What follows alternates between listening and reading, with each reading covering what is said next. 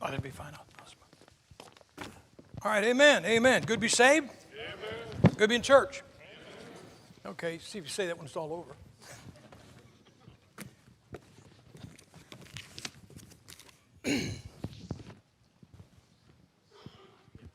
All right, I'm going to mention a couple things about the book table, only because we're desperate. But I got a couple things out there that are new. This is, that is the fourth edition of the Understandable History book, Understandable History of the Bible. That is, let's see.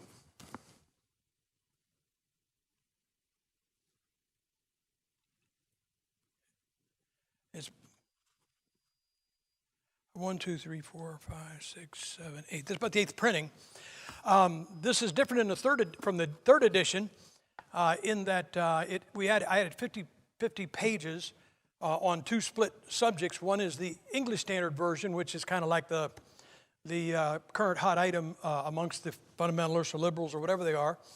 And then also information on the MEV, Modern English Version. And the Modern English Version, some people are being caught up with it because they say, well, it comes from the Textus Receptus. And I'll just tell you up front, I was surprised when I looked at the MEV, because it's actually, the New King James isn't good, but the MEV isn't as good as that. But I will tell you this. We were talking about, Brother Craig, we were talking about your brother going home yesterday. Mike Collingwood, back in 1987, the very first edition of that book was printed by his brother, Mike Collingwood. And they printed 1,000 of them. It was a little white covered book about that big, and we sold that, and that paid the printing for the answer book, and just back and forth over the years. But that's how this whole thing got launched, through Mike's efforts. But anyway, so that is back there. This one, I kind of wrote this by accident. It's called Why We Believe the King James Bible. And Bible Literature Missionary Foundation, they're down in Shelbyville, Tennessee. They've done most of my printing for about 35 years. And about 2-3 years ago, Brother Bobby Lamont, they were celebrating their 50th anniversary. So he called me up and he said, we're having a 50th year commemorative Bible printed up, and we'd like something in there on why we believe the King James Bible. So I wrote him up about 16 pages, and when I'm doing it, I'm thinking, boy, this would be a good book. So I add a little bit to it. It is about 27 pages, but it's a great handout. When somebody says, hey, why do you guys believe? There it is. Now, you can see the difference between a real brief answer and an in-depth answer, but if you just want to give something to somebody, that may be a good one. And then if you're familiar with the answer book, it's the little book that looks like this, only it's got a dark blue cover. And that's been, I think, about 10 or 11 printings. This is the second answer book. The first answer book covers charges brought against our King James Bible, about 62 of them.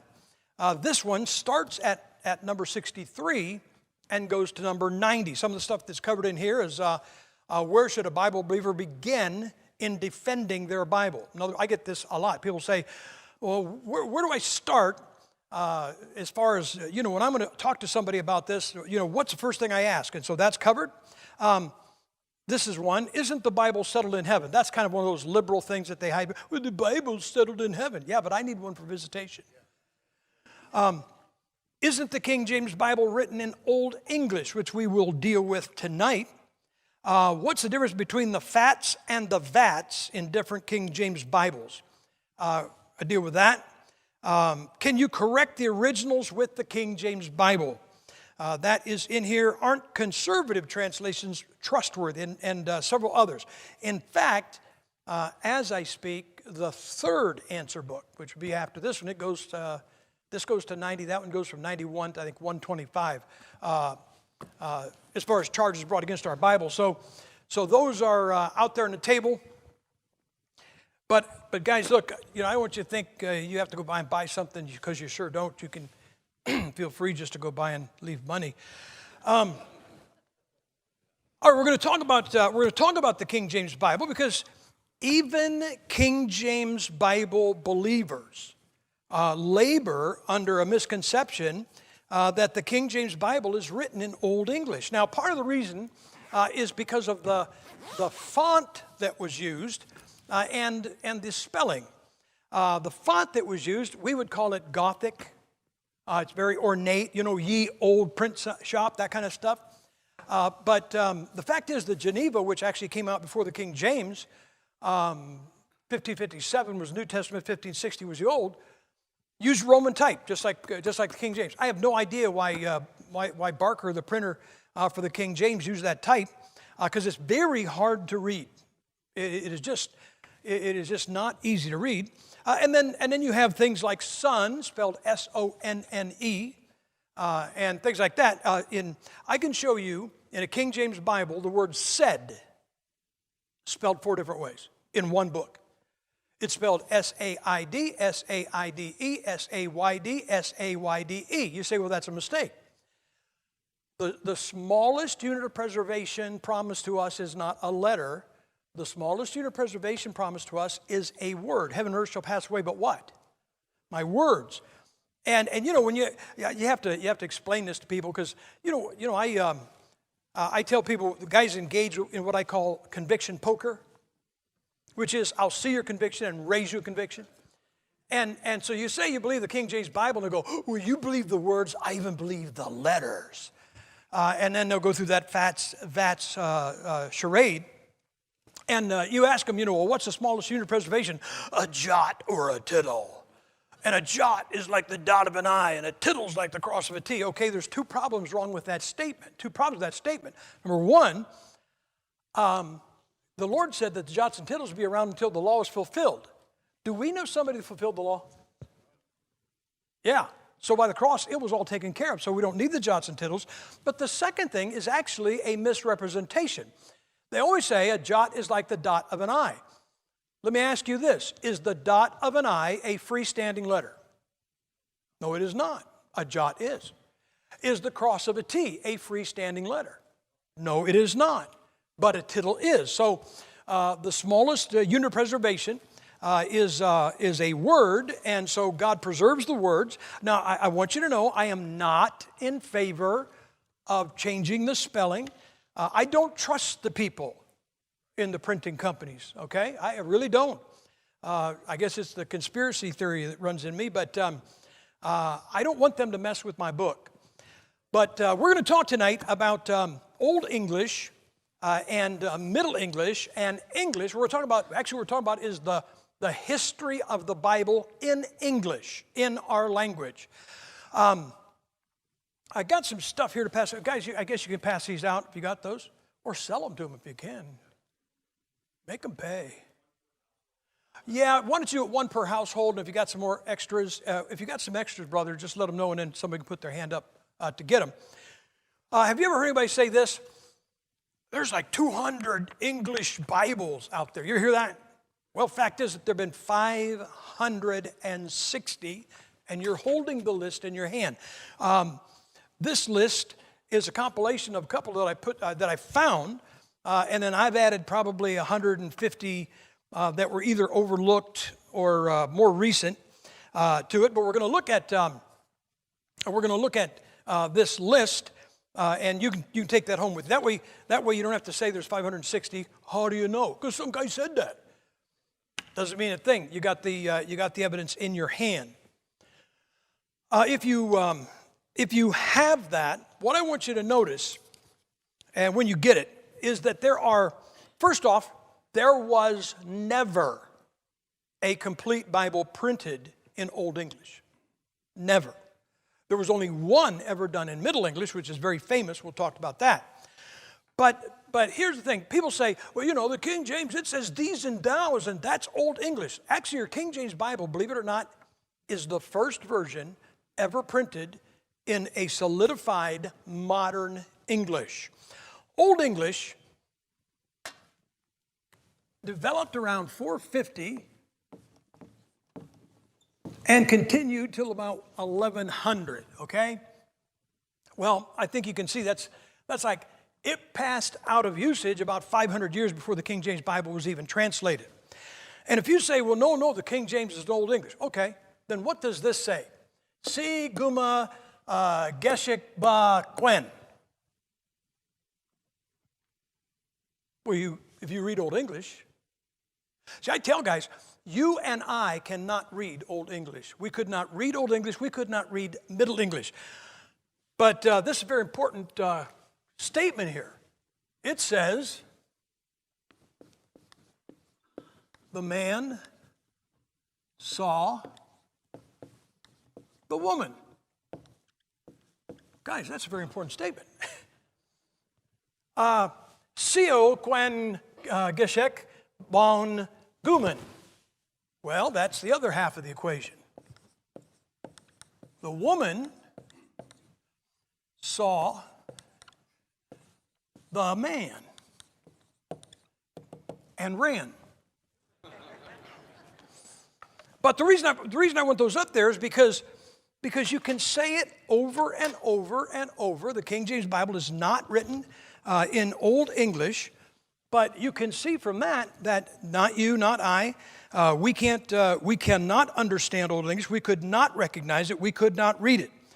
Now, have you got your papers? Do this.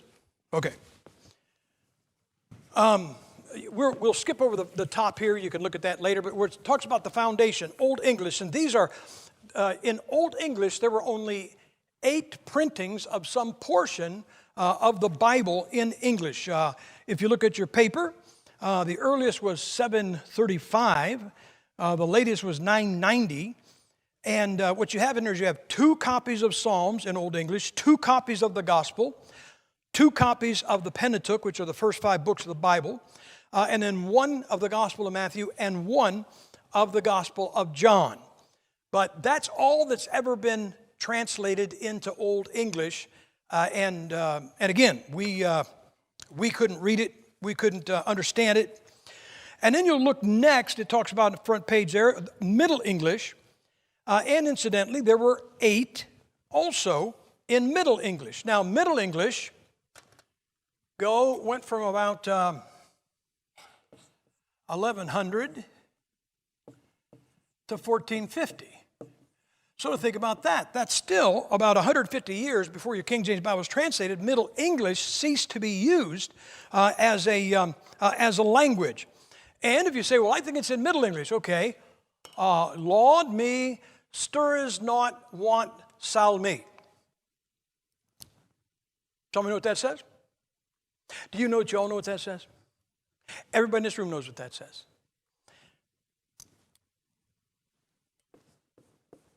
The Lord is my shepherd. But you see, guys, we can't read Old and we can't read Middle. And so your King James Bible is not, well, you know what? There was a glass of water around here somewhere. Does anybody know what happened to it? The guys that moved the pulpit, did you steal my water? Okay, thank you very much. I also need some notes. Or we take an offering, we could stall that way. In Middle English, there was 1 copy of the Gospel and the book of Acts, 1 copy of Revelation from the French. Well, who would want that? 2 copies of Psalms. 1 was a portion, just portions of the New Testament. 1 was of the Gospels. 1 was of the Pentateuch, the first 5 books, and the first 4 of the New Testament, the Gospels. And then probably the most important, and really, it was the beginning. This was like the beginning of a snowfall, and it was 1380, and it was the printing of the Wycliffe Bible. You know, we moved out to Idaho about 4 years ago, and one thing that Idaho is known for is mild winters, kind of like Toledo. Really mild winters, though. I mean, you know, it might snow during the day, but by the next day, it all melts off. And we were staying in the house next to the church one Wednesday, and it started to snow. Okay, first year I was there. Thank you very much, brother. It started to snow, and snow is such a non-issue there that the church doesn't even own a plow truck, or most people don't own a plow truck. The church has a little John Deere Gator with a blade on it, and the poor guy that plows snow is open to the elements. And it started to snow about 1 o'clock in the afternoon, and by 5 o'clock, I mean, it was like it was a little snow, it was pretty snow, it was, wow, that's a lot of snow.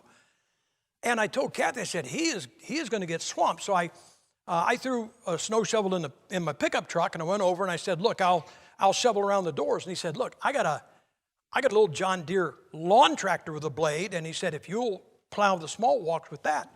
And so he started about 1 o'clock, I started about 5 o'clock, and literally we plowed snow right through the service, the midweek service, until about 11:30 that night. But you know, when it just started. You ever see how it starts like a nice little snow? And then it keeps coming and coming and coming. Well, the Wycliffe in 1380 was like, that was the beginning of the flurries. That was the beginning of the Bible in English. I am going to say this. I say this with a little asterisk because I'm not prepared to stand on this. I have always said that the Wycliffe came from the Latin Vulgate, Jerome's Latin Vulgate, the corrupt one that follows the Alexandrian manuscripts. There may be evidence that it did not. There may be evidence that the Wycliffe Bible did indeed do an end run around the Alexandrian family of manuscripts and was actually from the Textus, well, not the Textus Receptus, but the Greek that the Textus Receptus we know of came from. So the reason I'm telling you both is because, you know, like when I teach, I tell my students something. I say, look, guys, I'm not sure of this, but I want you to hear it. I want you to know it. I want you to be aware and familiar with it. So there's a chance that the Wycliffe Bible was indeed from the Antiochian manuscripts. Now, if you look at this, and down at the bottom, it talks about modern English, and modern English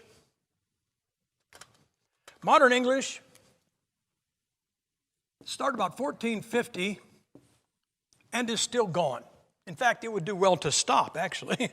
But modern English was 450. Now you guys, you guys build houses, you put basements, correct? Right? Okay. When I built houses in Florida, there's no basements, and in Idaho, they don't build basements. A lot of the houses like ours, we have a crawl space, but some of them they put the concrete down. And if you know anything about concrete, there's two kinds of concrete. There's the stuff they poured yesterday, and that's concrete. And then there's this very same slab about a month later, and that is concrete. That is capital letters flashing off and on. And so you say, what's it doing? It's setting up. When they pour it, it has to set up.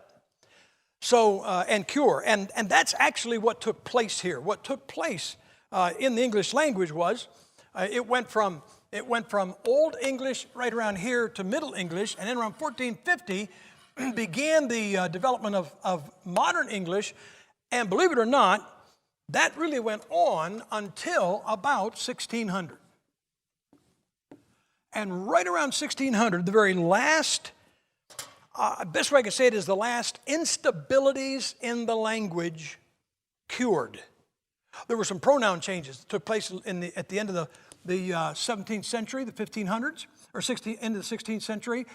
And so English was not a reliable enough language to really, to give us a perfect Bible. Which may have something to do with why some of the English Bibles before the King James, never caught fire like the King James did. But what you'll find, if you look here in your paper, and some of the most famous ones, look in the back of the first page. You have William Tyndale's. And by the way, William Tyndale did not translate the entire Bible. He translated the New Testament, portions of the Old. Then he was caught. He was strangled. They tied him to the stake and strangled him before they burned him. But he was burned at the stake. The last thing he said was his dying prayer. If you look at the last part of that paragraph, it says his dying prayer was, "Lord, open the King of England's eyes." And he got that prayer answered. And you hear about Henry VIII, and they talk about Henry VIII. You know, I think he had one wife after another because he wanted a male heir. And something was wrong with these women. They were all broke, gave him daughters. That's what he thought. But so he wanted to get rid of his wife, and the Catholic Church wouldn't let him. So he just did away with the Catholic Church. And he started the Anglican Church, or the Church of England, which is basically it is the same format as the Catholic Church, except the head of the church is the King of England instead of the Pope in Rome. But we used to call it, when I was Roman Catholic, we used to call Episcopalians and Lutherans, they were Catholics that flunked Latin. But here's what he said. He said he wanted the Bible to be translated into English, into the vulgar English. Now, guys, if we talk about somebody being vulgar, we think they're using foul language, correct? But vulgar simply means common. That's why if I can use this word, original Latin, the Latin of 150 A.D., it was a Latin copy of the Antiochian text that your King James Bible is from. And that Bible became so popular that they called it, in Latin, they called it the Common Bible. But in Latin, the word for common is vulgar. So it was known as the Vulgate because it was common. And then about 1680, the Roman Catholic Church was having trouble because all these people are reading this Latin Bible that came out of Antioch, and it was kind of messing up their religious services. So they had Jerome translate the corrupt Alexandrian text into Latin and named it the Vulgate. Now, I'm sure in this list farther along, I think it's in the 20th century, somewhere back there, somebody brought out a new translation. Now let me ask you a question. If it's a new translation, and let's say they published it today, you could call it the newest translation, right? You could even make a claim, it wouldn't be true, but you could even make a claim that it's the most accurate translation. But if it just came out today, how many people do you think got it? So you couldn't call it the Common Bible. And yet, some decades ago, somebody brought out an English translation and named it the Common Bible, which is kind of like, how can you do that when nobody's even got it? And that's what the Roman Catholic Church did. They took Jerome's brand new corrupted Latin and named it the Vulgate, the Common Bible. Therefore, when you read history and you read that the church was embracing the Vulgate, you think they were embracing Jerome's corrupt text. The problem was that everybody ignored Jerome and his 380 Latin translation. And then the Catholic Church found out how to make theirs popular and get rid of the other one. They gathered up all of the old Latin Vulgates and their owners and burned them. And that pretty much put a stop to it. The old Latin Vulgate, now if you deal in the manuscripts, it is now known as the Italic. But that is the old Vulgate. That was the one that the church used. So when Tyndale, his New Testament came out in 1525, he was doing something that was illegal. The Roman Catholic Church had proclaimed that you could not read a Bible in prayer in English. You could not pray in English. Punishable, are you ready for this? By death. That's why Tyndale had to go outside of England to print his Bible. But he died on the stake, and in comes Henry VIII, and he said, I want my people to have a Bible in their language. And I'm going to give you guys a word, and if you could get anything through your head, get this word through, because I'm going to show you one of the most important words in history.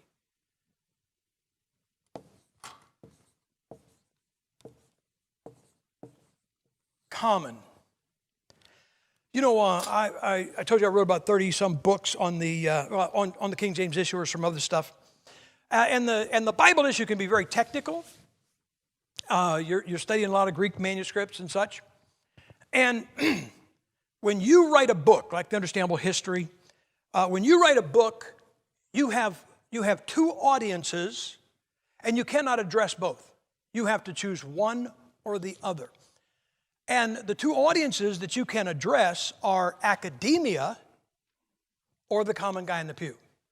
Now, if you address academia, you'll get this. I get these guys, they come to my meetings, I can tell who they are and where they come from by the way they talk. If you address academia, they all want to talk about, you all want to talk kind of, like 5 stories higher than they live at. Dr. Gipp, your treatise on the second aorist tense there in 2 Corinthians was epic. Now, if you heard 2 guys talking like that, what would you guys do? Let's talk about guns.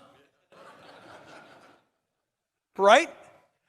If you address academia, it goes over the head of the common man, and he does nothing with it. But the most dangerous person on this planet, it's not a preacher. The most dangerous person on this planet is the common man with a perfect Bible. But if you address the common man, then you guys get something. That's why the most important word in my history book is understandable history of the Bible.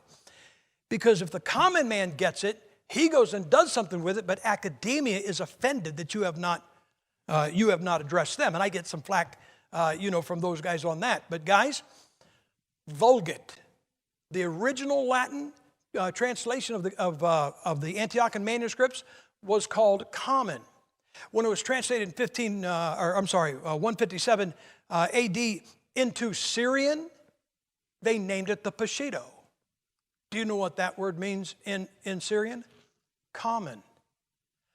So you have 2 of the 2nd century's most important translations, one into Latin, one into Syrian, and they became so well known that they swept their areas by usage, and they became known as the Common Bible.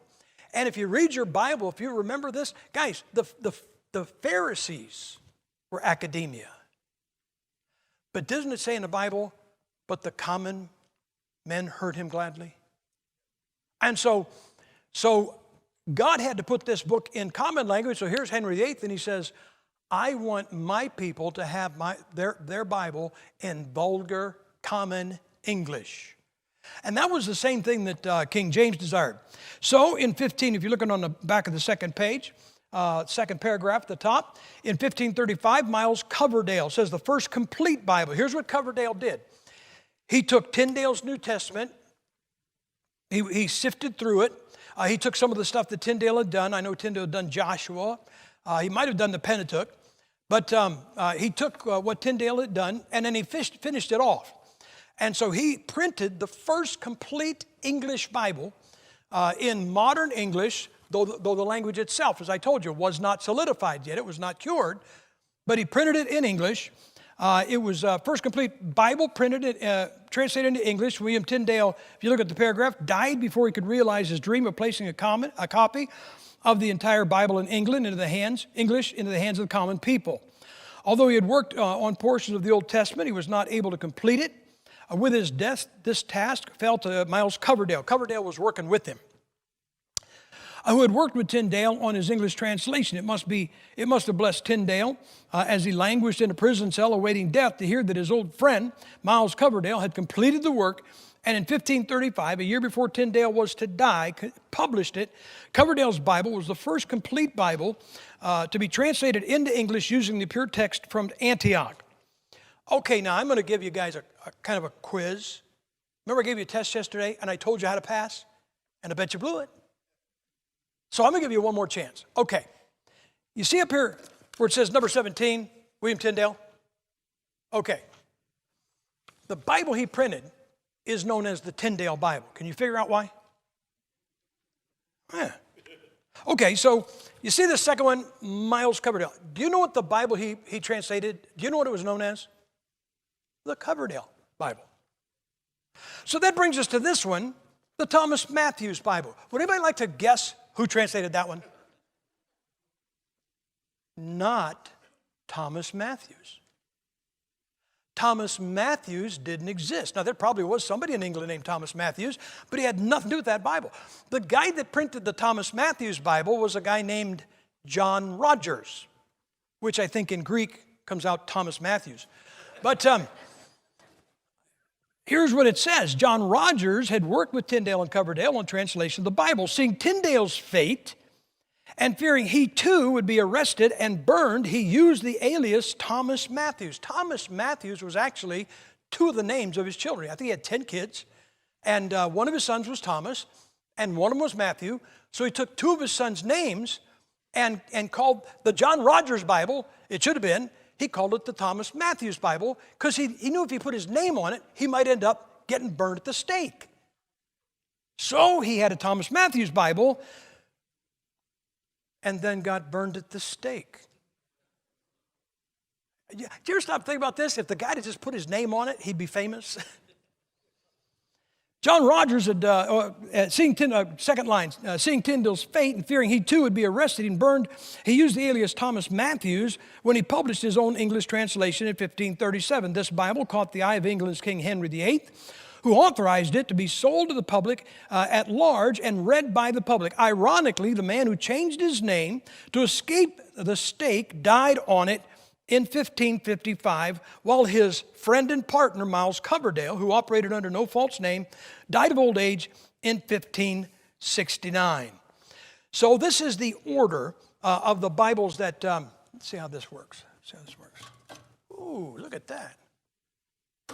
And no batteries. That's amazing. All right. So in 1525, you have the Tyndale, which actually is a New Testament. And then in 1535, you have the Coverdale. Now, keep in mind, we're now looking at translations into English that were translated from the same Greek text that your King James Bible is translated from. These are the Bibles that, this is the text that came out of Antioch. You know, I told you this list, if you look at it, there's 560 Bibles. And what I tell people is there's really not 560 Bibles. There's actually not even 500 Bibles. There's not actually 400 Bibles or 300 Bibles. There's not 200 Bibles. There's not actually 100 Bibles. There's not 50 Bibles. There's not 25 Bibles. There's not 10 Bibles. Guys, there's not 5 different Bibles out there. There's not 3 different Bibles. But there's not one. There's only ever been 2. Because Greek manuscripts, every Bible out there has been printed from a Greek text that comes from one of 2 places. Either Antioch in Syria, which was the head of the New Testament church, or Alexandria, Egypt, which was the head of academia. Everybody remember all those apostles that rushed down to Egypt to evangelize it in the book of Acts? You know what God said? Head for Europe. Get as far away from that place as you can. So if you walk into a Bible bookstore and say, Gipp, look right there, 25 Bibles. How can you say there's only one? There's only 2. See that King James? That's Antioch. The other 24, they're Alexandria. There's only 2 Bibles. And when you look at this, everything you look at, 560? Nope. Every Bible on a sheet of paper you have in front of you either came from Antioch or Alexandria. There's not 560. There's not 500. There are 2 Bibles represented on these 15 sheets of paper, 15 pages you got. In 1537, then you had the Matthews.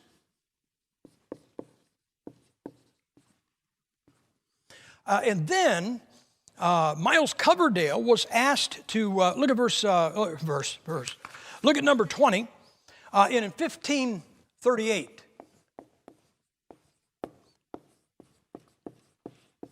He was asked if he would just kind of go over these and make some corrections. You say, how can you correct a Bible? You can if it's got a mistake in it. You say, weren't those a perfect word of God? Absolutely not. They were on the right track, but the language hasn't healed yet or been solidified yet. And there's another reason why, and I'll talk to you about that. But look at number 20. In 1538, Miles Coverdale was commissioned by Thomas Cromwell, secretary to Henry VIII, and Archbishop Thomas Cranmer to complete a revision of Matthew's Bible to be used in churches. Due to its large size, and it was a very large Bible, this Bible became known as the Great Bible. It is also sometimes referred to as the Cromwell Bible because he initiated the translation, or Cranmer Bible because he wrote the preface. It's sometimes called the White Church Bible because that was the name of the printer And it's also known as the chained Bible because it was chained to the altar of the Anglican Church so that no one would walk off with it. They'd have to have a strong back, but they'd have to do it. All right, then after that, number 21, you have the Taverner. The Taverner Bible, 1539.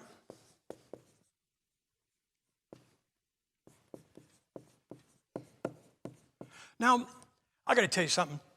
I do not proofread people's books. I am working on about 5 books right now, and every now and then somebody will send me an unsolicited manuscript, and they'll say, I'm writing a book, would you proofread it? And I said, no. Well, I want you to publish it. I said, well, the company, I have some protocols for my company for everything to be proofread, and I'm out of the loop. That does 2 things. Number 1, it frees up my time. Secondly, if one of my friends writes a book and it's a dud, I didn't reject it. My reader did. I just had a guy, he wants us to publish his book, and he says, please, would you just please look at it? And I said, brother, you're asking me to lie to you.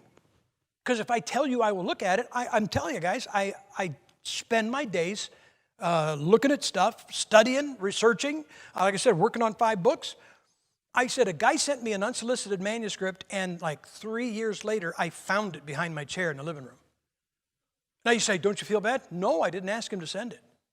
But if I'd have told that guy to send his manuscript, I'd have just never got it done. But I did this for a pastor in Australia many years ago. He wanted to write a book about the King James Bible. Now, you know what the Bible says in Psalm 12, 6 and 7? The words of the Lord are pure words, as silver tried in the furnace of earth, purified 7 times. Thou shalt preserve them, O Lord, thou shalt keep them, O Lord, thou shalt preserve them from this generation forever. I don't know what you think the 7 times are, but let me tell you, I don't know. Everybody likes to say, well, you know what that is? Well, I would like to know, and I really don't know that you know. And so here's what I've heard. I have heard that there were 7 English Bibles before the King James, or 6 before the King James, and it's the 7th. And so that's the 7 times. I have heard that the Bible was translated into 6 different languages, and English was the 7th, and that's the 7 times. I have heard that the first time is the 1611 King James Bible, and you know the King James Bible has, get this down, listen carefully, never been revised. The 1611 Bible has never been revised. There have been additions.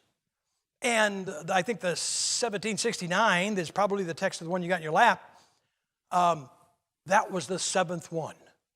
Well, this guy wrote this book in Australia, this pastor, and he said, would you proof it? And I said, okay, I'll do it for lots of money. And he pushed this thing about 6 Bibles before the King James, and the King James was the 7th English Bible, so that's the 7 times.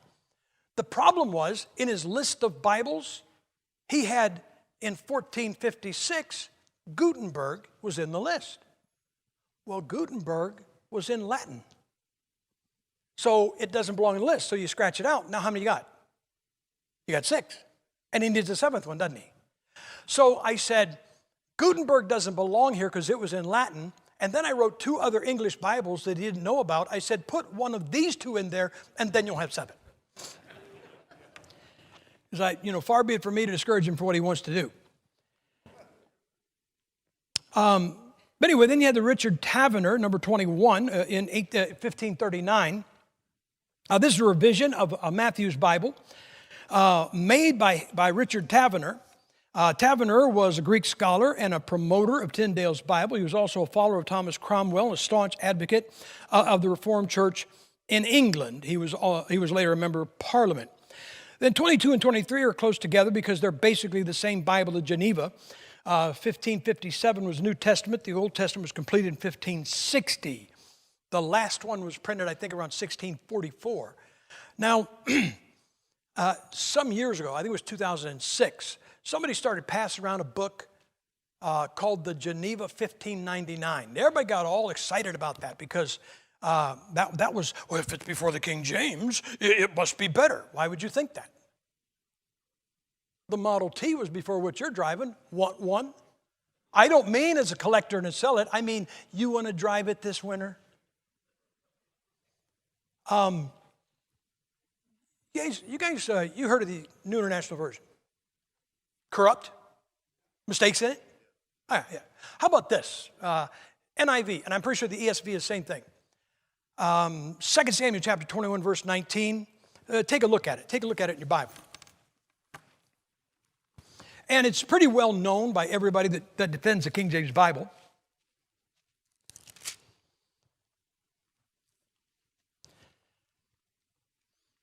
And in 2 Samuel chapter 21, look at verse 19, and there was again a battle in Gob with the Philistines, where Elhanan, the son of Jeroregam, a Bethlehemite, slew the brother of Goliath the Gittite, the staff of whose spear was like a weaver's beam.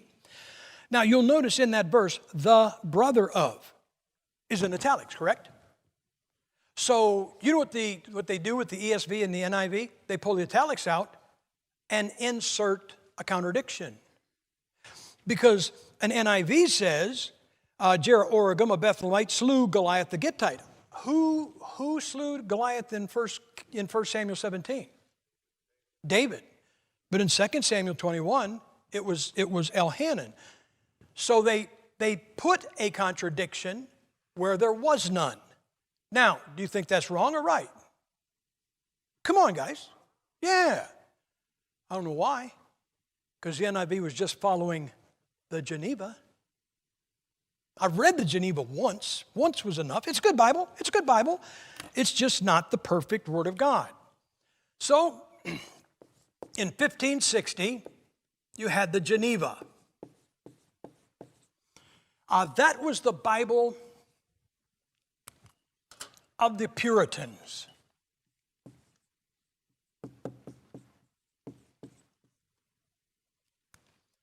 Keep that in mind. Then look at the top of page 3. In 1568, you had the Bishop's Bible. That was the Bible of the Anglican Church.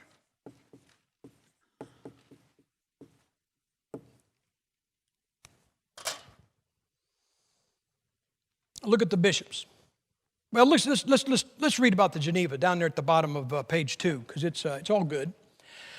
In 1553, Queen Mary took the throne of England. Unlike her predecessor, Henry VIII, Mary was more loyal to her Roman Catholic Church than to her people. Thus, shunned she the reign of terror on all who were caught trying to translate, print, or publish the Bible in English. Now, let me say this. This is Bloody Mary. She is known as Bloody Mary. King James' mother was Mary, Queen of Scots, two different individuals. Now, King James' mother was a loyal Romanist and killed a bunch of people. In fact, if you think about this, guys, you know, I've had, again, along this line of why the 1611, not why something before or why something after it. Here's what you're going to find.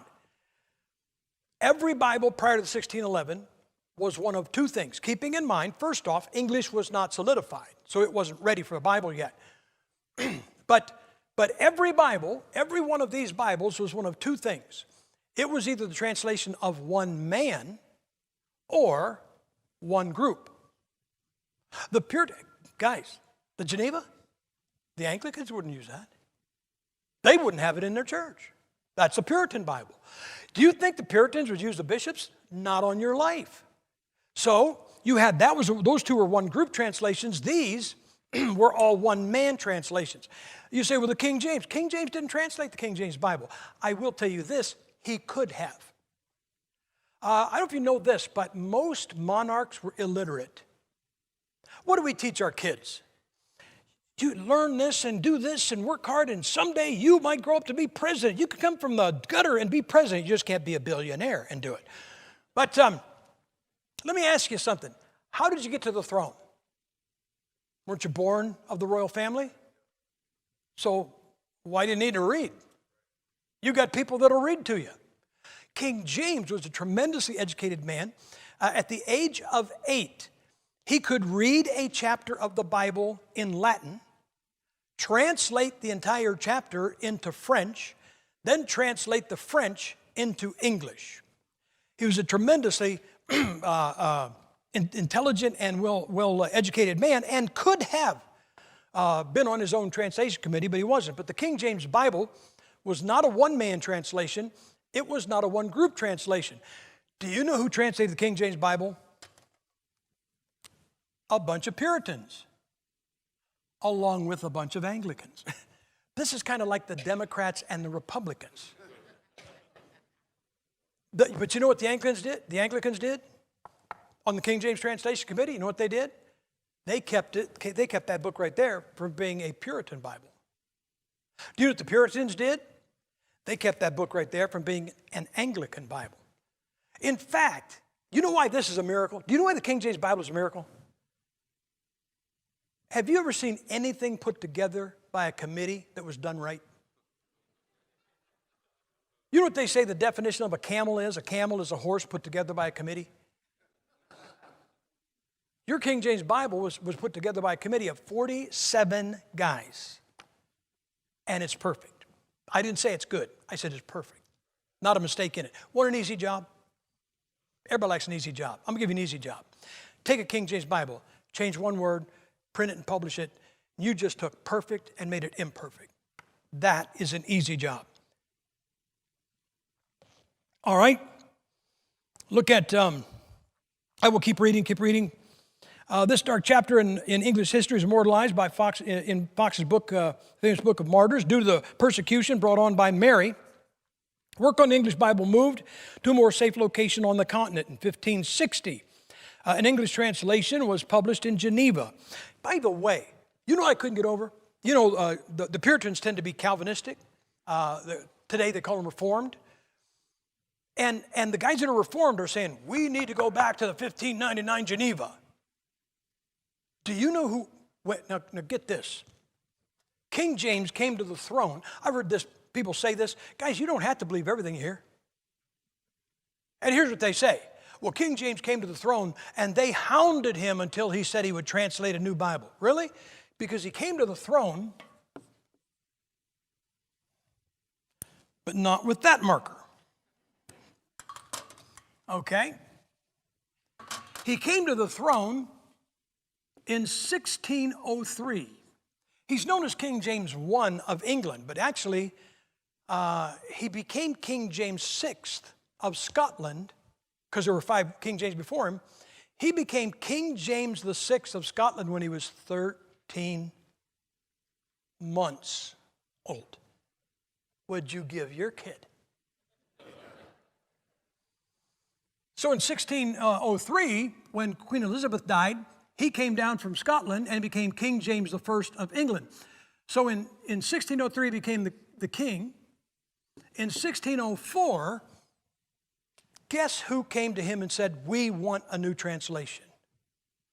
The people that were using the Geneva Bible.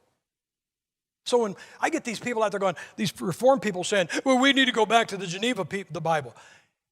Even their forefathers didn't want to use the Geneva. And when did he commission it? In 1605. So, guys, that's awful fast. That doesn't look like much pressure, okay?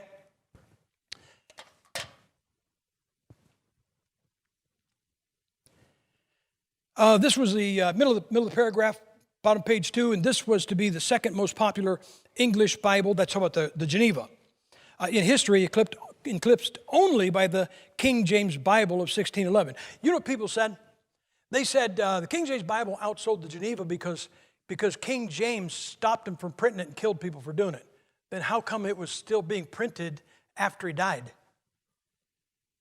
Well, he died in 1625, and look at the paragraph. They printed it. It was in print until 1644. This was the Bible that rode the decks of the Mayflower in the hands of the Pilgrims. Now, one of the things that the Reforms say about the Geneva, they say that it was the Bible of the Puritans, okay? Came out in 1560. Puritans came over here in 1620, and the Geneva was indeed their translation. Using logic, does it not make sense? They had a Geneva. Doesn't it? I'm not setting you up. I think they did. I think they did. But, and you can do this on your own, go on the internet and search for John Alden's Bible. John Alden was a Puritan, came over on the Mayflower, and it's on the internet, his King James Bible. So I'm not saying they all had a King James, but there's at least one on the boat. But let me help you with this. Let me see. We may get to this, and I may not have to do that. Yeah, I'll tell you about that later. Anyway, the Pilgrims sailed the New World not to get rich or institute free enterprise, but to seek a place where they were free to worship God without the threat of governmental interference.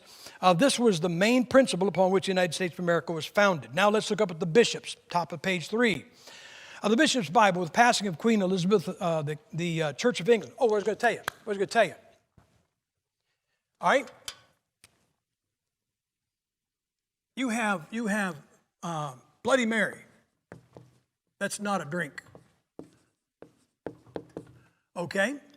And she was she was not King James' mother, but she was she was before Elizabeth. And Elizabeth gets off the throne, but Mary, Queen of Scots. That was King James' mother. Then you have King James. And then you have his son Charles I. Let me show you something. You know what Mary, Queen of Scots was? She's a Roman Catholic. Her son, because she was deposed when he was 13 years old, Scotland was ruled by a bunch of regents. That's the Greek word for adults. And it was ruled, let me tell you what this guy said when he was 5 years old. Everybody paints this guy as some kind of a wuss. When he was 5 years old, he was addressing the regents that are running his country because he was too young. And he says, to this effect, he says, be careful what you decide, because when you're done, you'll answer to God and me. Well, what's a 5-year going to do? Hit you with a block? But Charles, his son, became Charles I, and guess what he was? But King James was raised by two tutors. One of them was a guy by the name of Peter Young, and Peter Young was a disciple of this guy, John Knox. And King James was raised a Presbyterian. You have, I call it a parenthesis of purity, where it was Roman Catholic, and boom, stops. In comes the guy that's not a Roman Catholic, gives us a Bible, passes off the scene, and it goes right back to Roman Catholic. So, I'm sorry, I'm not big on coincidences, and I don't think that was a coincidence. Bishop's Bible, with the passing of Queen Mary of England, Church of England, returned to its pursuit of the English Bible. The Great Bible was too large to be of practical use, and the Geneva was the Bible of an exclusive group, the Puritans. Thus, by 1568, the Church of England sanctioned a revision of the Great Bible that would be used among its people. The Bible became known as the Bishop's Bible and was used by the Anglican Church, which is also known as the Church of England. Now, the only English Bible back in those days that was not a King James, or was not from Antioch, is number 25 there, 1582, the Douay-Rheims. The Roman Catholic Church had been trying unsuccessfully to stop the translation of the Bible into English. It was plain by the closing years of the 16th century that they were failing in this endeavor. It was finally decided that if the English people wanted a Bible in English, then an official Roman Catholic edition would be provided them. The work became known as the Douay-Rheims version. Unfortunately, their source, a biblical text, was badly tainted. Rather than being translated from either Hebrew or Greek, the Douay-Rheims text used was Jerome's Latin translation of the old, long-rejected Alexandrian text. It can be expected this translation was wet tinder and never caught fire unless it was thrown into the oven. So those are the Bibles that you have until this one.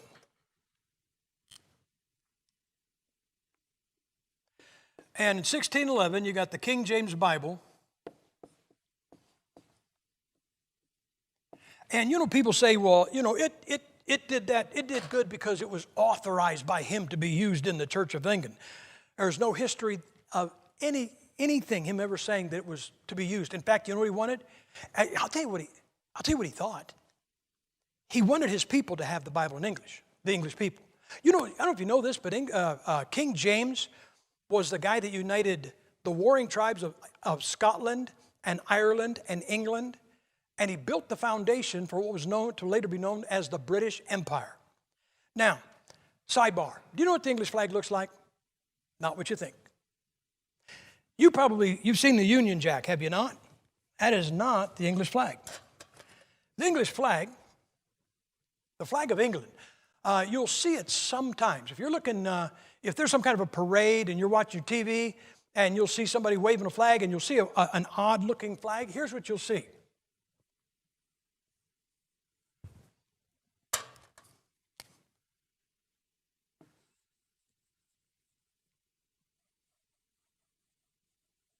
And that's it. It's a white flag with a red cross on it. That's called the Cross of St. George. And that is the flag of England. That is not the flag of anybody else. The flag of Scotland looks like this.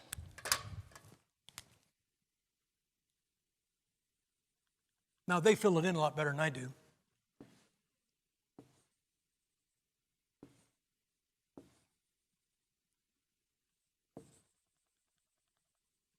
Now, and sometimes up in Scotland, you'll see that flag flying. Now, let me ask you something. If you saw two groups, didn't know who they were, didn't know what their flags meant, but one was waving that flag and one was waving that one, wouldn't you say, those guys are not together? Right? So what do you do when you unite these guys with these guys and you need to get a flag? Well, what you do,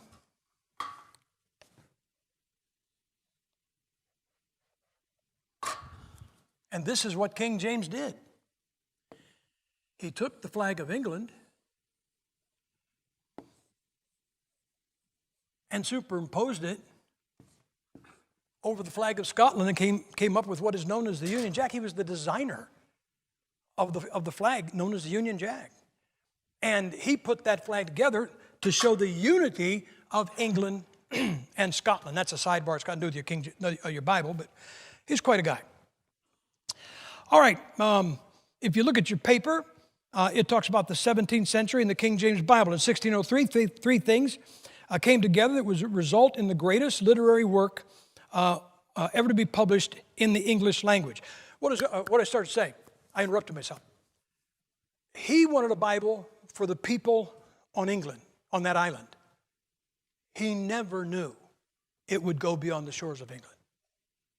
That became the Bible that has swept the world.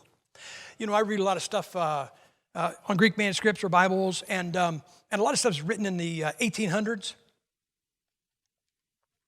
And you know they don't refer to the King James Bible? In the 1800s, they don't refer to the King James Bible. You know what they call it?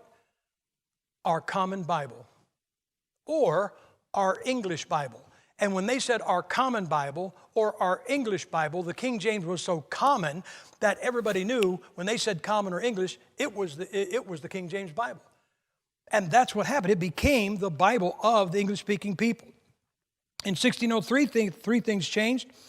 Three things came together that would result in the greatest literary work ever to be published in the English language, the King James Bible. The first was the ascension to the English throne of the Scottish King James VI, who promptly became known as James I of England. This great king was to unite the warring kingdoms of England, Ireland, and Scotland, and laid the foundation for what was to become known as, in history, as the British Empire. Did you ever hear that famous statement, the sun never goes down on the British Empire?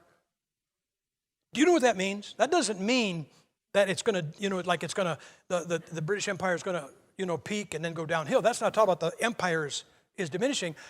It meant that on our globe, yes, it's a globe.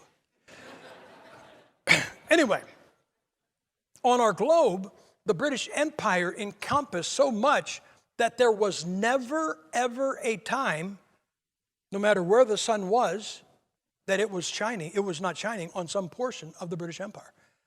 So when they say the sun never sets on the British Empire, what they meant was that when it was midnight in England, somewhere on the other side of the globe, the sun was shining, and some of the turf that it was shining on was part of the British Empire. So that's what that means.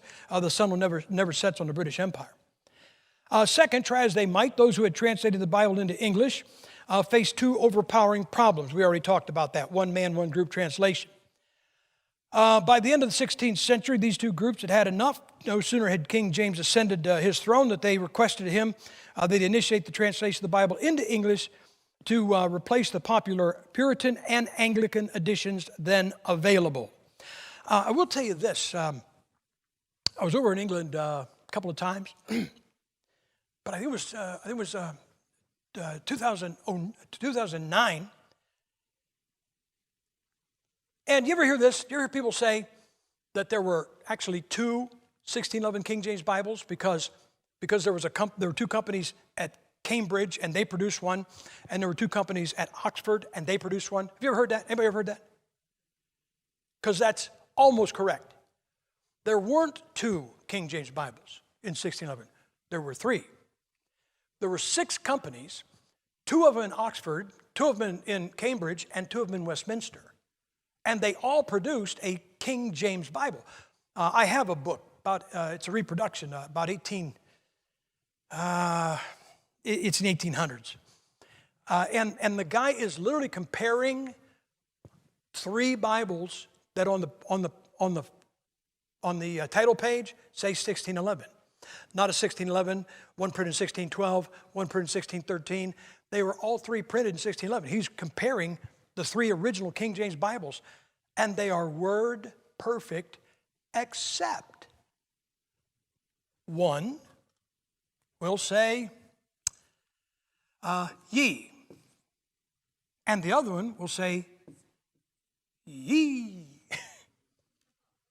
One will say, as I mentioned earlier, though you can find said spelled 4 ways in one Bible, if you have a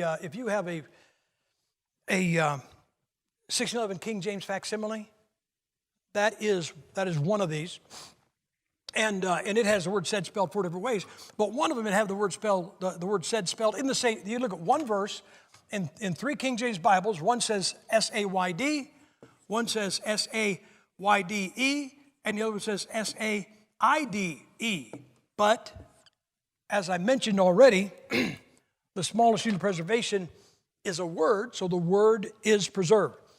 So I'm over in England, and we're in Westminster, and I'm with a missionary and some guys from his church, and there's this guide. He is, telling everybody about this and this. And so we're in this large room, we're looking at stuff, and the guide comes over and he says, "Would you come with me, sir?" And I thought, uh-oh, he found out. And he took me, and he found out what I did. One of the guys told him what I do. So he said, "I want to show you something that is not part of the tour." And he took me upstairs in Westminster and opened up a room. And he said, this is the office of John Harmar. John Harmar was one of the King James translators. He said, "You are now standing in the room that one of the King James translators did his work in," which was pretty neat, pretty exciting. So by the 16th century, those groups had enough. Here's what he told me. This figure right here. If you look page 3,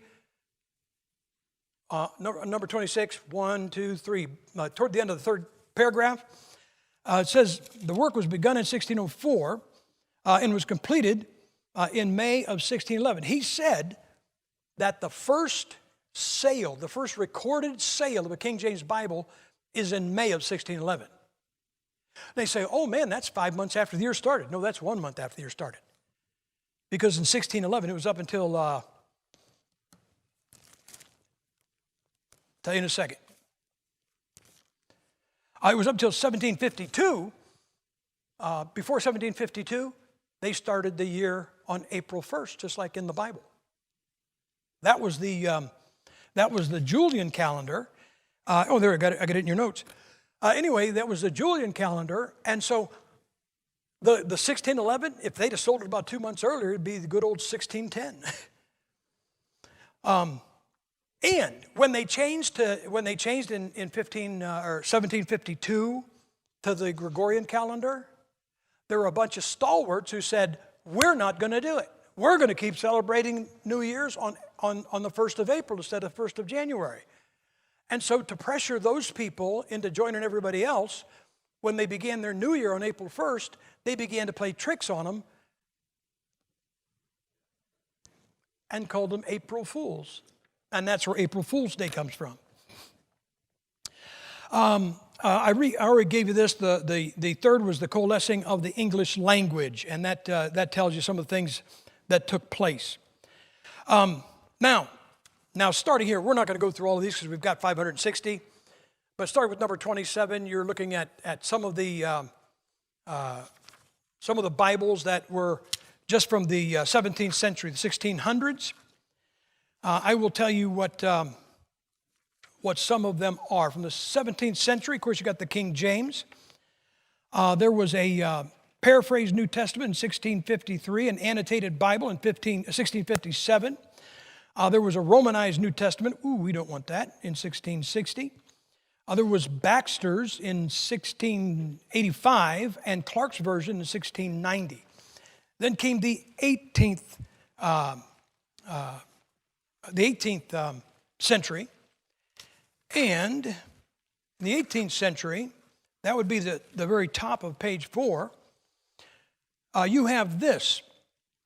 Look at number 35. 1729, the New Testament in Greek and English. As far as I know, I might be wrong, but as far as I know, that is the earliest Greek-English Bible. In other words, sometimes you'll buy a Greek-English interlinear, and on one page it'll have the Greek, that page of the Bible in Greek, and across the page it'll have it in English. And that was Mace's, Daniel Mace, his New Testament of 1729.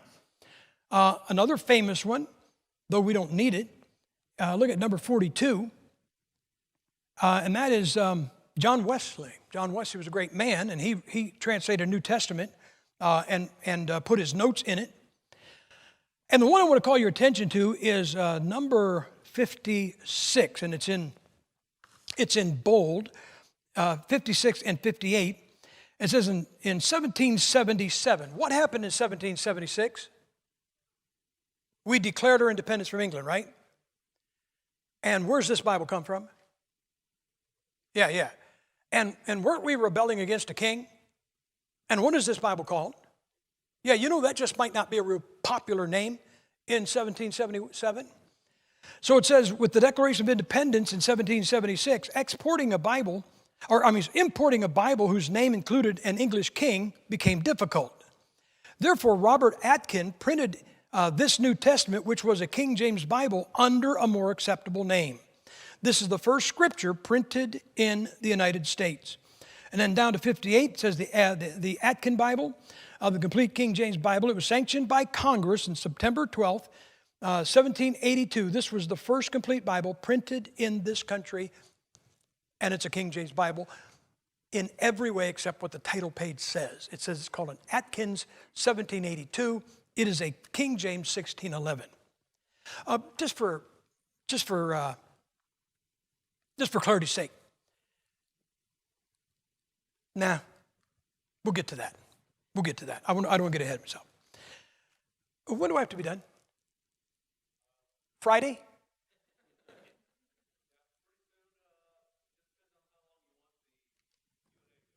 Okay, let me, we're about halfway. Okay, I should be done by then. Probably at least 8:29. Look at number 60, I think it's 61. And look at this. What's interesting about this, the Thomas Bible, which is not particularly interesting. It's a King James Bible with the Apocrypha inserted between the Testaments because it had been in it originally, thrown out because it was never considered Scripture by the translators. But the numbering ends with the Old Testament, the page numbers. In other words, the page number ends with the last page of the Old Testament. Then you have the Apocrypha. Then the next consecutive page number begins with the first page of Matthew. They didn't even number the Apocrypha. But it says, in an edition printed in 17 97, the title page states, printed in the United States of Colombia. Now, that does not mean it was printed down in South America. We know this as America, but did you ever hear that song, Colombia, the gem of the ocean? That's your country. And when this nation was young, even though we always say America, it was also known as Colombia.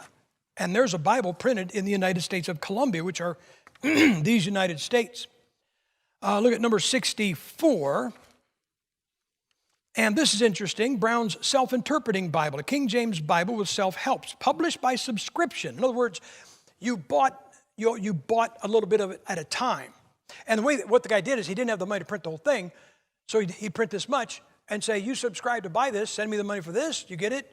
Now that gives me the money to print the next section. Now you get it, that gives me the money. So he sent it out in portions, and it says the first name on the list of subscribers was George Washington Esquire, President of the United States.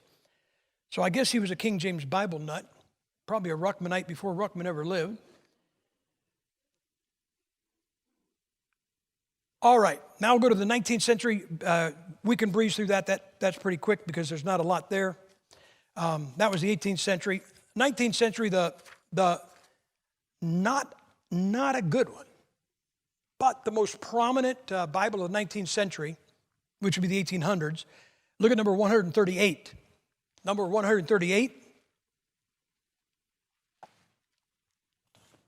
on page 6. And 142, because 138 designates the New Testament being done, and 142, 1884, designates that, the Old Testament, the whole Bible. This is the first officially sanctioned Bible translation, sanctioned by the Church of England, Convocation of Canterbury, since the publication of the 1611. And the Revised Version, what they were told to do, of course, everybody says there's mistakes in the King James Bible. Let me ask you a question. Now, there might be somebody here is going to say yes. Do we have a brain surgeon here? Okay. What if you had to have brain surgery? Would you want a good doctor? What if 47 of the best brain surgeons in the world got together to examine your case? That'd be a little bit confidence building, wouldn't it? And then some doofus who, like he read one publication, one volume of Prevention magazine, or he got something off the internet, said, I know more about brain surgery than those 47 guys. I get a computer program on brain surgery, and I can tell you how to do it. Who would you trust? You think you might trust those 47 guys that did it? Isn't it funny? I see people, they never pontificate on being smarter than a brain surgeon or a heart surgeon, but they pontificate on being smarter than 47 Greek scholars that translated the King James Bible. Do you know that one of the guys that translated the King James Bible used to debate, several of them used to do this, they would publicly debate in public in Greek. Now see, here's your problem. You run into some scholar from today and he knows more than you. What you understand is he don't know more than them. One of the King James translators, he was so proficient in Greek and Hebrew that if you were going to teach Greek or Hebrew in any university in England, he had to decide if you knew it well enough. And that's one of your King James translators. So when somebody says, I heard this a number of years ago, back in the 80s, this 14-year-old kid got up and corrected the Bible from the Greek. Now, what do you think a 14-year-old really knows about Greek? But today, you got a Bible program, and it says this Greek word should be this way, and so that makes you smarter than 47 guys. Yeah, get that for your next brain surgery. So here's what the Revised Version is supposed to be. They've been convinced that there were mistakes in the King James Bible. They were told not to change the text, just to correct what they thought were the mistakes. And two sleazy characters named Westcott and Hort, Bruce Foss Westcott, Fenton John Anthony Hort, had printed their own Greek New Testament, not from Antioch, but from Alexandria. And secreted it in and got everybody using it. So it's not based on, it's supposed to be a revised. If something's revised, doesn't that mean there was something before it? This ain't revised because there was nothing before it. It's not a revision of the King James Bible. It's an entirely different Bible. Then they realized they had a problem. You know what it was? They're about to publish a Bible in English based on a Greek text that has not been published. And they knew that everybody would go crazy. Well, you got a secret text.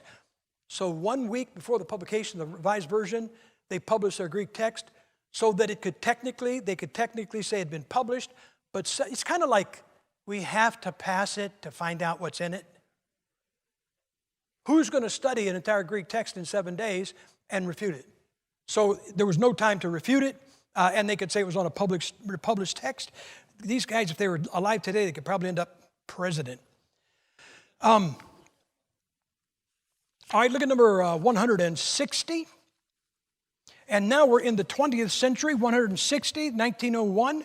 That's the American Standard Version.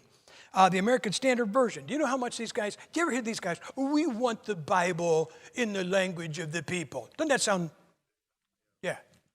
You know what the publishers, the translators of the American Standard did? They said, if you'll let us, to the RV, if you'll let us use your copyright, we won't do our translation for 15 years. We will let those people not have a perfect Bible so you can make your money off your RV, then we'll bring ours out. That's dedication. And this finally went bankrupt. You know, the Word of God going bankrupt because God wasn't blessing it. Look at number 259. 259. That is 1946. That's the Revised Standard Version New Testament. 269 is the 1952. That's the Old Testament going along with it. That was a revision of the Revised Version. So the Revised Version got revised into the American Standard. The American Standard got revised into the Revised Standard. I don't know why they call it Standard, because nobody used it. Look at number 341. In 341, 1973, you have the New International Version, the New Testament. And that has been revised several times since. I want to call your attention to number 371 and number 425. 371. 371 is a 1982 New King James Version. You guys heard of it, right? Right. A number of years ago, I debated on national television, the head of that translation committee, a guy by the name of Art Farstad. He's a nice man. He's a nice man. I believe he was saved. I believe he loved the Lord. He just made a mistake here. That's all. And then 425, you have the 1994 New King James. Did you ever hear anybody say this? Which King James Bible do you use? A 1611 or 1638 or 1762 or 1769? And when I hear them talking those numbers, I think, how many stitches would you like? Let me ask the men. The men will have the answer. There might be some women who probably have the answer. Guys, if I said, tomorrow I'm going out and buying a 1911, somebody tell me what I'm buying. Oh, I'm not buying a 1911 Ford? You know I'm buying a gun? What caliber? 1911 45, huh? Yeah, Colt automatic pistol. Except that in 1945, when they brought that out, or in 1911 when they brought it out, you only got it in 45 caliber. But today, you can buy a 1911, the same mechanism, in a 9mm, or Smith & Wesson 40 cal. But it's a 1911. And that Bible in your lap is basically the last edition, the 1769, but you know what it is? It's the 1611, because it reads the same. So when somebody says that, here's what I ask them. Well, which New King James do you use? The 1982 or the 1994? You know why there's a difference? Open your Bible to Zechariah chapter 13, verse 6.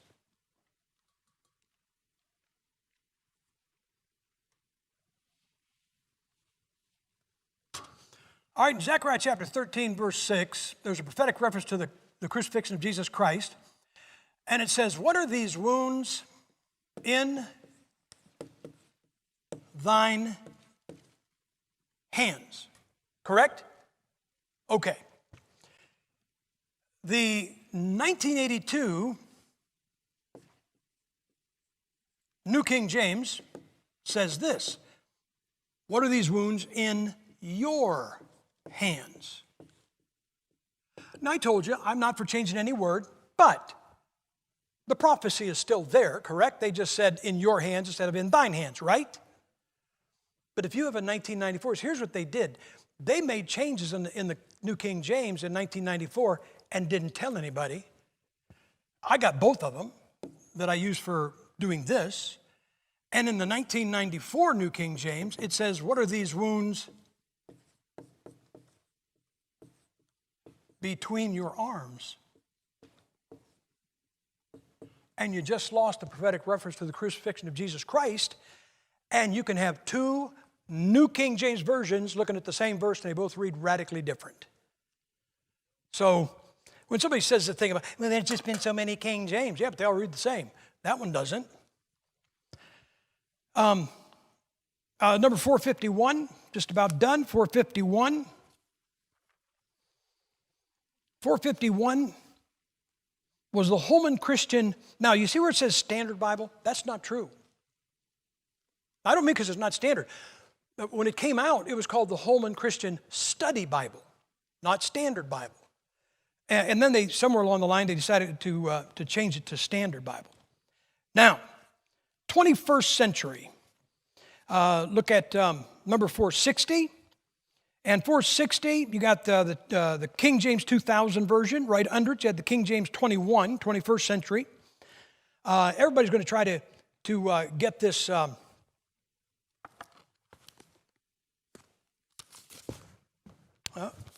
didn't bring a piece of notepaper for you. I'll try to get this off the top of my head. I better not do that.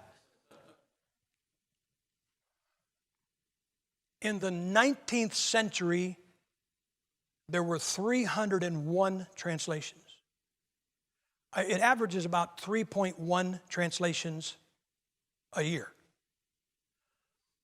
In the 20 years since this century has begun, there's been 117. I think if I just wrote the figure down, it's on my desk at the motel, but I think that's 8.8 translations per year. Brother, and you say, well, we must have the Bible somewhere. The Bible's nowhere. It's here, but it's nowhere else. And let me tell you the major difference. That RV, even though it was corrupt, it was started by a religious organization, the Confraternity Edition, or the Confraternity. And previously, not that this makes it right, translations were called by religious bodies. Now they're initiated by publishing companies, because everybody wants a piece of the action. I'll just tell you this. I got a publishing company, and a few years ago, one of my guys was talking to a lady over at Oxford Press in England, and he just, a crazy thought came to him. He said, do you guys even, you print all kinds of Bibles, right? Oh, yeah. You still print King James? Oh, yeah. He said, so of all the Bibles you print, what's the percentage of King James? This was about 20 years ago. She said 65% of the Bibles we print are King James. Now, who'd have thought that? If you go online, you know what you'll find out? People who read their Bibles, that's kind of a qualifier, not people who have one. People who read their Bibles, 85% of people who read their Bibles read a King James Bible, because King James Bible believers believe the book. I just want to show you a couple of things. Look at, remember that Holman Christian Study Bible? All right, 451, it came out in the year 2000. Now look at 486, down at the bottom of page 13. Well, there it is, the Holman Christian Standard Bible. Oh, wait a second. Look at 492 on page 14. Oh, 2004, the Holman Christian Study Bible. Look at number 566 on the last page, page 15. Wasn't that amazing? They dropped Holman, they just called it the Christian Standard Bible, a major revision of the 2009 Holman Christian Standard Bible. So you got a Holman Bible printed in 2000, 2002, 2006, 2003, 2004, and 2017. Which Holman Study Bible do you use? Because they make a change every time. How about the Living New Testament? Look at 1996. I don't think I have the. I'll look at I got to think 439. 439.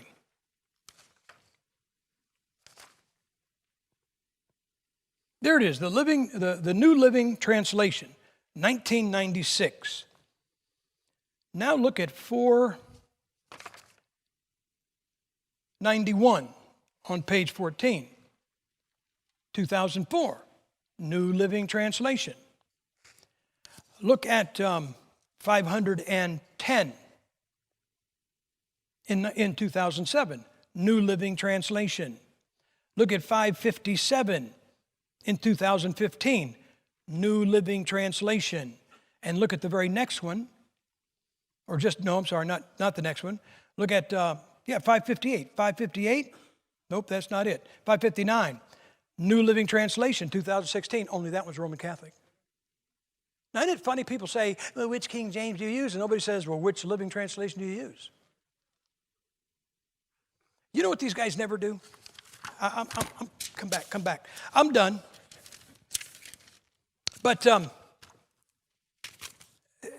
you ever heard that your King James Bible is 400 years old? It's out of step with the times, right? Yeah, I've heard that. If it's so out of step with the times and it's so archaic, you know what I wonder? How come every time, if they brought out a Bible tomorrow, they compare it to the 400-year-old King James? You know, that'd be kind of like Chevy. You guys Chevy and Ford men here? Could you imagine if Chevy said, you need to buy our new Impala. It's so much farther advanced than the Ford Model T. Why, we have electric start. You got to crank that. We have power windows. It doesn't even have windows. We have power locks. It doesn't have door handles. Wouldn't Ford say something like this? Now look, a Model T is great antique. But wouldn't Ford say, why don't you compare your Impala to our new Taurus? You know what you'll never hear? Never, ever, ever will you hear a new translation come out and say, we have corrected the errors of the last new translation. In that John Ankerberg program in 1995, when we were debating those guys, Art Farstad came over to me afterwards. The funniest thing happened. There were 8 of us. We were all making a last statement. And it got to Art Farstad, New King James, and he was majority text, but he was pretty much TR. And I think he brought up the subject of the last 12 verses of Mark, which had never been brought up in 8 programs, 8 half-hour programs, or 8-hour programs, had never been brought up. And the guy sitting next to him, who was working on the New American Standard, he said, well, I was going to say something, but I have to address what he said. He tried to correct Farstad. And Farstad came over to me afterwards, and he was very, what's that word? Just kind of introverted. And he came up, and he shook my hand, and he said, I'm sorry I couldn't help you more, but, and walked away. You know what the finished sentence was? But I work with these guys. One of those guys was his student. Guys, they never criticize each other's work. They will bring out a Bible that's different than it, so they must think there was an error. But how come if this is so out of date and it doesn't matter anymore, how come everyone, if they brought one out tomorrow, they compare it to the one they said isn't even relevant? Why don't they correct the errors? There's plenty of errors in the ones that are out there now. Are there not? Okay, sorry to take too much time. Lord bless you all.